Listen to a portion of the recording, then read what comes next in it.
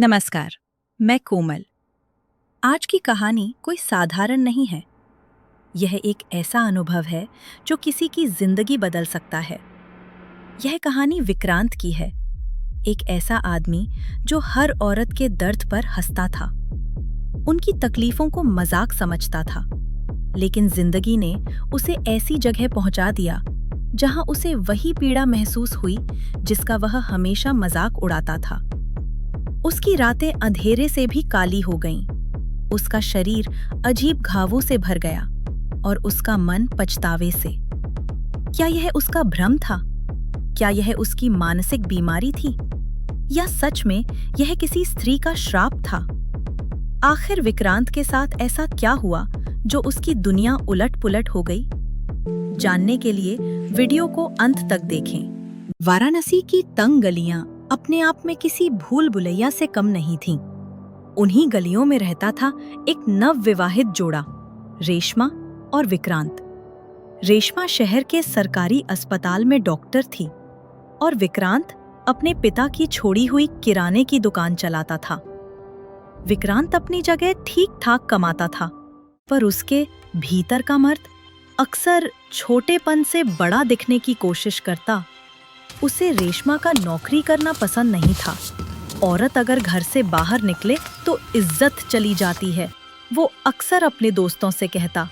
रेशमा हर बार मुस्कुरा देती, पर उसके भीतर की चुप्पी धीरे धीरे खौलने लगी थी। विक्रांत को अजीब आदतें थीं, हर बात पर तर्क, हर इंसान पर टिप्पणी। कभी सरकार को कोसता, कभी मोहल्ले वालों को ज्ञान देता, तो कभी किसी राह चलते को यूं ही फटकार देता। रेशमा जानती थी कि उसका पति देहाती माहौल में पला है, पर उसका अक्खर स्वभाव अब उनके रिश्ते की दीवारों को खुरचने लगा था। एक शाम विक्रांत दुकान पर बैठा था। बाहर बारिश की फुहार थी, सामने मंदिर से आरती की ध्वनि गूंज रही थी। तभी एक लड़की आई, करीब 20-22 की उम्र रही होगी। चेहरे पर थकावट थी, पर आंखों में अजीब तेज था। हाथ में पूजा की थाली थी, पर चेहरे पर पसीने की बूंदें जैसे बेचैनी बयां कर रही थीं। वो दुकान के सामने रुककर बोली, भैया एक सैनिटरी पैड देना। विक्रांत पहले तो हंस पड़ा, फिर अपने साथ बैठे दोस्त को ठेलकर बोला, देखो रे, आजकल की लड़कियां तो मंदिर के चक्कर में भी ऐसे सामान लेने चली आती हैं, शर्म नहीं आती? उसका दोस्त हंस पड़ा। लड़की की आंखें भर आईं। उसने बिना कुछ बोले पैसे रखे और पैकेट उठाकर चली गई, पर जाते जाते वो पलटी। उसकी आंखों में अब आंसू नहीं थे, बस आग थी। वो धीमी पर दृढ़ आवाज में बोली, तू स्त्री की पीड़ा का मजाक उड़ाता है ना? अब देख, जब तेरा घर इसी पीड़ा से गुजरेगा तब समझेगा। माता रानी सब देख रही हैं। जा जा बिटिया, अपनी माँ से कह दे, मैं नहीं डरता किसी से। देवी भी मेरी दुकान से ही प्रसाद लेती हैं। लड़की कुछ न बोली, बस मुस्कुराई। एक ऐसी मुस्कान जिसमें चेतावनी छिपी थी, श्राप की गूंज थी। उस रात रेशमा देर तक अस्पताल में थी। विक्रांत ने खाना नहीं खाया। जब रेशमा लौटी तो विक्रांत गुस्से में बोला, दिन भर मर्दों के बीच रहना अच्छा लगता है ना? बस घर में आकर देवी बन जाती हो। रेशमा कुछ कहना चाहती थी, पर तभी मंदिर की घंटियां जोर से बजने लगी। बाहर हवा तेज चली। दीवार पर लगी माँ दुर्गा की तस्वीर गिर पड़ी। रेशमा ने झुककर उसे उठाया तो देखा तस्वीर के शीशे पर लाल धब्बा लगा है, जैसे किसी ने सिंदूर डाल दिया हो। उसने धीरे से पूछा, विक्रांत, ये क्या है? यह बात उसे अजीब लगी। ना उसने सिंदूर लगाया, ना विक्रांत ने। तो फिर कौन? अब भी क्या भूखा मारने का इरादा है?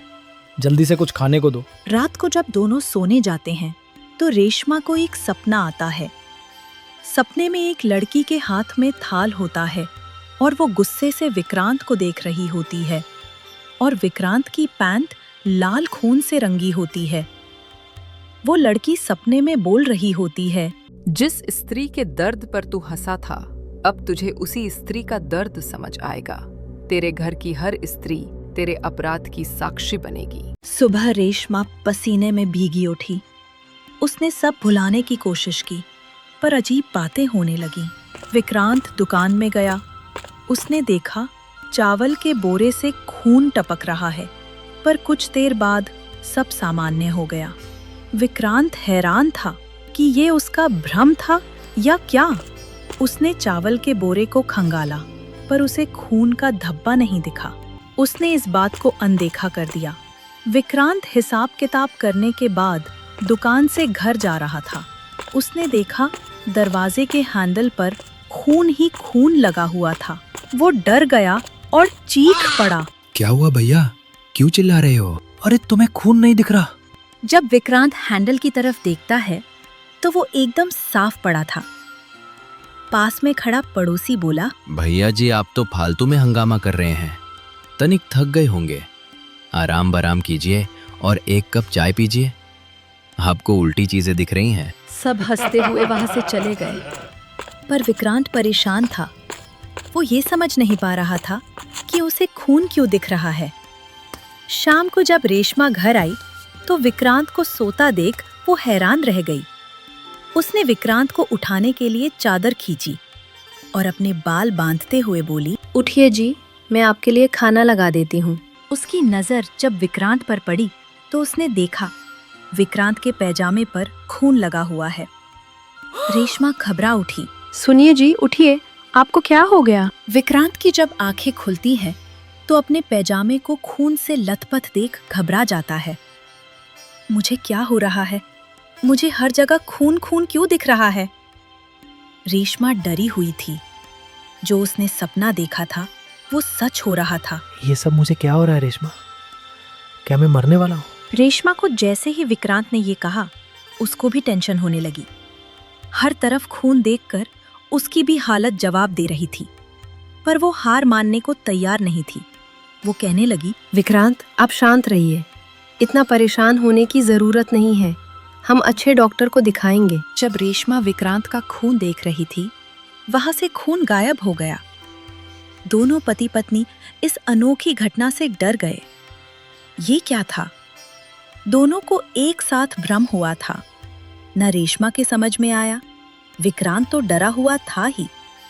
रेशमा ने विक्रांत को खाना खिलाया और उसे भ्रम बोलकर सुला दिया। लेकिन उसी रात जब वो सोने गया तो उसे लगा उसकी पीठ में तेज दर्द है। सुबह तक उसके कपड़ों पर लाल धब्बे थे। रेशमा घबरा गई। ये क्या हुआ तुम्हें? फिर से ये लाल निशान कैसे आ गए? शायद चोट लगी होगी। रेशमा ने फिर से वहां देखा, पर उसे कोई चोट का निशान नजर नहीं आया। विक्रांत ने बताया, रात को उसकी पीठ बहुत दर्द कर रही थी। रेशमा ने उसे दवाई दी और आराम करने को कहा। उसने अस्पताल से एक दिन की छुट्टी ले ली और छोटू को दुकान संभालने के लिए कहा। रेशमा के मन में वही सपना घूम रहा था। दोनों पति पत्नी को रोज विक्रांत के ऊपर लाल खून के धब्बे दिखते और हर रात वो दर्द बढ़ता गया। विक्रांत को पेट और जांघों में भी दर्द होना शुरू हो गया। रेशमा अपने पति की हालत से परेशान थी। वो किसी से कह नहीं पाता था, पर उसे ऐसा लगता जैसे किसी ने उसके शरीर में स्त्री का शाप उतार दिया हो। उसकी नींद खुलने लगी। दुकान में कोई आता नहीं था। जब भी वह थाली में प्रसाद रखता, उसमें से लाल रंग का पानी टपकने लगता। विक्रांत का दोस्त, जो उस दिन उसके साथ था, उससे मिलने आया। उसने रेशमा को सारी बात बताई, कैसे विक्रांत ने उस लड़की का अपमान किया और उसने गुस्से भरी नजरों से देखा। उसके दोस्त को भी लगा कि विक्रांत ने वो गलत किया था। रेशमा को लगा जो उसने सपने में लड़की देखी थी, ये वही है। विक्रांत को अपनी गलती के लिए उससे माफी मांगनी चाहिए। रेशमा ने कई बार समझाया कि मंदिर जाकर माफी मांग लो। मैं किसी से माफी नहीं मांगूंगा। वो लड़की पागल थी और ये सब तेरा वहम है। धीरे धीरे विक्रांत की हालत बिगड़ने लगी। रेशमा ने देखा, जब भी मासिक धर्म के दिन आते, विक्रांत बेचैन रहने लगता। उसका शरीर दुखता, मूड बदल जाता और वो किसी अजीब सी गंध की शिकायत करता। रेशमा अब डरने लगी थी। एक रात उसने माँ दुर्गा के मंदिर में दीपक जलाया और मन ही मन बोली कि अगर ये किसी स्त्री का श्राप है तो कृपा कर उसे मुक्त कर दो माँ। मंदिर के कोने में वही लड़की खड़ी थी। वो मुस्कुराई और बोली, श्राप से मुक्ति तब मिलती है जब अपराधी अपने कर्म का बोध करे। अभी भी तुम्हारे पति पर वक्त है। रेशमा पलटकर देखने लगी, पर लड़की वहां नहीं थी। बस एक हल्की सी सुगंध और सिंदूर की महक हवा में घुल गई। अब विक्रांत अक्सर रात को नींद में बोलता, माँ, मुझे माफ कर दो। मुझसे बहुत बड़ी भूल हो गई। रेशमा उसे नींद से उठाती और वो पसीने से तरबतर हो उठता। धीरे धीरे उसने दुकान जाना भी छोड़ दिया। लोग कहते, विक्रांत पर किसी चुड़ैल का साया है, पर रेशमा जानती थी कि यह किसी स्त्री का शाप था जो मजाक नहीं बल्कि विक्रांत के लिए एक सीख बन गया था। विक्रांत धीरे धीरे समझ गया था कि उसने उस लड़की का मजाक उड़ाकर गलत किया था। उसे अपने व्यवहार पर रोना आ रहा था। उसे समझ आया उस स्त्री को कितना दर्द हुआ होगा जब मैंने उसका मजाक उड़ाया था। आज सब लोग उसका मजाक उड़ा रहे हैं। उसने रेशमा से कहा, हमें उस लड़की को ढूंढकर उससे माफी मांगनी चाहिए। उस दिन से वो मंदिर जाकर रोज उस लड़की का इंतजार करता और उसे इधर उधर ढूंढता, पर उसे वो लड़की नहीं मिली। रोज वो माता से अपनी करनी की माफी मांगता और अपनी हालत सुधरने के लिए भी प्रार्थना करता। एक दिन जब वो माँ से प्रार्थना कर रहा था तो उसकी पीठ पर किसी ने हाथ रखा। जब विक्रांत मुड़ा, वो वही लड़की थी। विक्रांत रोता रोता उसके पैरों में गिर पड़ा। मुझे माफ कर दो। मैं बहुत बड़ा पापी हूं जो तुम्हारे दर्द को समझ ना सका। तुम देवी हो। मुझे समझ आ गया लड़कियां कितने कष्टों से गुजरती हैं। जो ये 3-4 महीनों में मैंने अनुभव किया वो मेरे लिए हर दिन मरने जैसा था। मेरी अपनी बीवी भी कितने दर्द से गुजरती होगी, फिर भी वो मेरा ख्याल रखती है। ये तुम्हारी परीक्षा थी। तुम स्त्री का सम्मान नहीं करते थे, इसलिए तुम्हें ये पाठ पढ़ाया। अगर तुम इस पीड़ा से मुक्ति चाहते हो तो वादा करना होगा, जो जिम्मेदारी मैं दूंगी उसे तुम पूरी निष्ठा से निभाओगे, तभी इस श्राप से मुक्ति मिलेगी। विक्रांत बेबस होकर हामी भर देता है। वो लड़की अपना हाथ आशीर्वाद की मुद्रा में विक्रांत की तरफ बढ़ाती है। विक्रांत के शरीर की जो पीड़ा थी वो गायब हो जाती है। वो लड़की विक्रांत से कहती है, ये तो तुम थे, पर अभी भी कई ऐसे लोग हैं जहां स्त्री की मासिक पीड़ा को कोई नहीं समझता, उल्टा उन्हें प्रताड़ित किया जाता है। अगर तुमने मेरा ये कार्य पूरा कर दिया तो तुम्हारा खोया हुआ मान सम्मान वापस मिलेगा, साथ में तुम्हारे जीवन में तरक्की होगी। पर अगर नहीं कर पाए तो उसी अवस्था में वापस पहुंच जाओगे। आप बताइए मुझे क्या करना होगा? वो लड़की हंसती है और कहती है, जल्दी पता चल जाएगा। इतना कहकर वहां से गायब हो जाती है। विक्रांत चिंता में खड़ा ये सोचता है कि ये लड़की कोई सामान्य लड़की नहीं थी, बल्कि देवी का अवतार थी। पर सवाल ये उठता है, विक्रांत को ऐसा क्या करना होगा जिससे उसका मान सम्मान की वापस मिल जाए? क्या वो ये काम पूरा कर पाएगा या फिर उसे फिर से पीरियड्स आना शुरू हो जाएंगे? जानिए कहानी के अगले हिस्से में। और अगर आपको ये स्टोरी पसंद आई हो तो कृपया कमेंट करके हमें जरूर बताएं और हमारा चैनल जरूर सब्सक्राइब करें। तो मिलते हैं आगे और भी बेहतरीन स्टोरीज के साथ। तब तक के लिए गुड बाय।